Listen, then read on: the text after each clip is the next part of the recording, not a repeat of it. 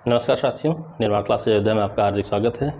समस्या समाधान के आज इस चरण में अगले दृष्टांत की ओर हम हैं, अगली समस्या की ओर हम हैं। देखते हैं आज का क्या है प्रश्न हमारा। आज हमारा प्रश्न है, का एक घर में सेंध लगाकर एक घर में घुसने का प्रयास कर रहा है। यानी कि का चोर है, ठीक है, सेंध लगा करके घर में घुसने की चोरी करते हैं ऐसा, ठीक है, सामान्य तौर पे। आधा धड़ एवं सिर उसका दीवार के अंदर, यानी कि सेंध लग चुकी है, आधा शरीर अंदर जा चुका है। मकान मालिक खा एक कुल्हाड़ी लेकर, ठीक है, मकान मालिक ने देख लिया उसको, देख के चोर के ऊपर उसने क्या किया, कुल्हाड़ी लेकर उसके गले पर 5 बार प्रहार किया, जिससे उसका सिर धड़ से लगभग अलग हो गया और उसकी मृत्यु हो गई। खा यानी मकान मालिक का क्या आपराधिक दायित्व होगा। का तो मर गया, चोरी करने जा रहा था, आपराधिक दायित्व का की तो चर्चा होगी नहीं खा के लिए। यानी कि आपके घर में अगर कोई चोर घुस रहा है, आप कुल्हाड़ी लेकर के उसके गर्दन पर प्रहार करते हैं और 5 प्रहार करते हैं, उसकी मृत्यु हो जाती है, तो अपराधी को मारना, ऐसा कहा जाता है, प्राइवेट प्रतिरक्षा का अधिकार होगा। चलिए देखते हैं होगा कि नहीं होगा, लाभ मिलेगा कि नहीं मिलेगा, हर एक चीज़ को देखना होगा। खा का दायित्व क्या है, आपराधिक मानववध का दोषी है, ठीक है, कल्पेबल होमिसाइड का दोषी है ये। यानी कि एक चोर को मार डालना दोष हो जाएगा। अब बात आई क्यों दोषी है, ठीक है, कौन कौन से कंटेंट देखने होंगे। दोषी है तो आपराधिक मानववध का दोषी क्यों है, हत्या का दोषी क्यों नहीं है, सारी जगहों पर टहलना रहेगा आपको। ये नहीं टहलेंगे तो आपको उत्तर नहीं मिल पाएगा। ठीक, चलिए देखते हैं। धारा 299 ये आपराधिक मानववध की चर्चा करता है, उसकी परिभाषा करता है। धारा 299 के अनुसार कोई साशय या नॉलेज हो जो आप कार्य कर रहे हैं, नॉलेज हो कि इससे मृत्यु हो सकती है, अगर ऐसा कार्य करके किसी की मृत्यु कारित कर देते हैं तो आपराधिक मानववध होगा। यानी कि 5 बार कुल्हाड़ी से गले पर प्रहार करना, ये नॉलेजेबल है कि आपको पता होना चाहिए कि किसी की गर्दन पर 5 बार कुल्हाड़ी से प्रहार करना मृत्यु कारित कर ही देगा, ठीक है, और मृत्यु कारित कर देगा तो आप आपराधिक मानववध के दोषी हो गए। ठीक, लेकिन बात यहीं ख़त्म नहीं हुई।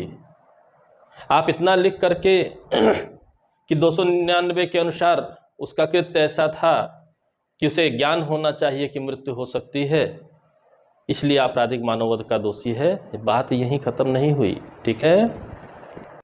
आगे क्या, आगे धारा 300 भी देखना पड़ेगा। एक सामान्य सा नियम है, जब भी कोई मामला 299 के तहत आता है तो धारा 300 हत्या के अपराध को देखना अनिवार्य होता है, अन्यथा कभी भी आपका उत्तर पूरा नहीं होगा, तर्क पूरा नहीं होगा और नंबर भी नहीं मिलेगा, जानकारी अधूरी रह जाएगी। क्यों ऐसा होता है ये हम नहीं कह रहे हैं, ये आपकी धारा ही कह रही है। क्या कह रही है, धारा 300 कहती है कि एतस्मिन् पश्चात अपवादित दशाओं को छोड़कर आपराधिक मानववध हत्या है। यानी कि सभी आपराधिक मानववध को हत्या की कसौटी पर कसा जाएगा। क्या वो हत्या में तो नहीं जा रहा है, हमेशा यह किया जाएगा, अन्यथा काम नहीं चलेगा। तब जब यहाँ पर आए तो धारा 300 में हम 299 के आपराधिक मानववध की कसौटी को देखेंगे कि क्या है, हत्या है या नहीं है। तो एतस्मिन् पश्चात अपवादित दशाएं, यानी धारा 300 में 5 अपवाद लिखे गए हैं। उन दशाओं में अगर कोई मृत्यु कारित हुई है तो फिर वो हत्या ना हो करके आपराधिक मानववध होता है। तो जब हम दूसरे अपवाद को पढ़ते हैं, धारा 300 के दूसरे अपवाद को, जहां लिखा है प्राइवेट प्रतिरक्षा के अधिकार का अतिक्रमण, यानी कि ये जो प्राइवेट प्रतिरक्षा का अधिकार 97 में आपको दिया गया है, साधारण अपवादों के अंतर्गत बताया गया है कि आप अपनी संपत्ति दूसरे की संपत्ति, अपना शरीर दूसरे के शरीर की सुरक्षा के लिए प्राइवेट प्रतिरक्षा के अधिकार का प्रयोग कर सकते हैं, कोई बात अपराध नहीं होगी।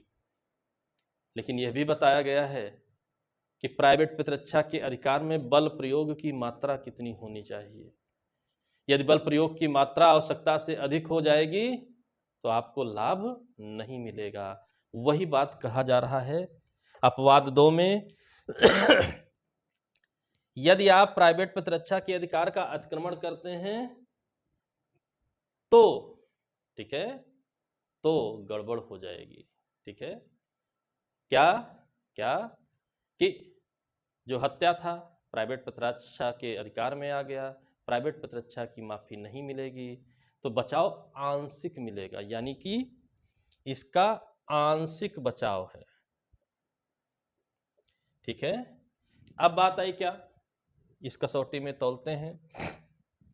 मकान मालिक खा को, ठीक है, सेल्फ डिफेंस का अधिकार था, क्योंकि चोर एक अपराधी है, चोरी के विरुद्ध उसे सेल्फ डिफेंस का अधिकार है, लेकिन उतनी क्षति पहुंचाने तक के लिए अधिकार है कि उसे पकड़ा जा सके, रोका जा सके, उससे अधिक क्षति नहीं। तो प्राइवेट प्रतिरक्षा के अधिकार का इसने अतिक्रमण कर दिया और मृत्यु कारित कर दी, यानी कि धारा 103 में जो मृत्यु कारित करने तक की अनुमति दी गई है संपत्ति की प्राइवेट प्रतिरक्षा के अधिकार के लिए, तो चोर की मृत्यु कारित करना आपके अधिकार में नहीं है। इसलिए अतिक्रमण करने की वजह से, ठीक है, यह मामला हत्या न हो करके प्राइवेट प्रतिरक्षा का आंशिक बचाव मिलेगा आपको, आपराधिक मानववध में चला जाएगा। इसलिए खां ने आपराधिक मानववध का अपराध किया है और उसी का दोषी होगा। ऐसा ही मामला आपका फकीरा चमार का मामला 1866 में आया था। ऐसे ही सेम टू सेम फैक्ट थे। फकीरा चमार 1966 का मामला, यह क्या है, इसमें भी यही बताया गया कि अपने प्राइवेट प्रतिरक्षा के अधिकार का अतिक्रमण करते हुए अगर आपने मृत्यु कारित की है तो आपको प्राइवेट प्रतिरक्षा के अधिकार का बचाव नहीं मिलेगा, सिर्फ आंशिक बचाव मिलेगा कि वह बात हत्या ना होकर आपराधिक मानववध होगी।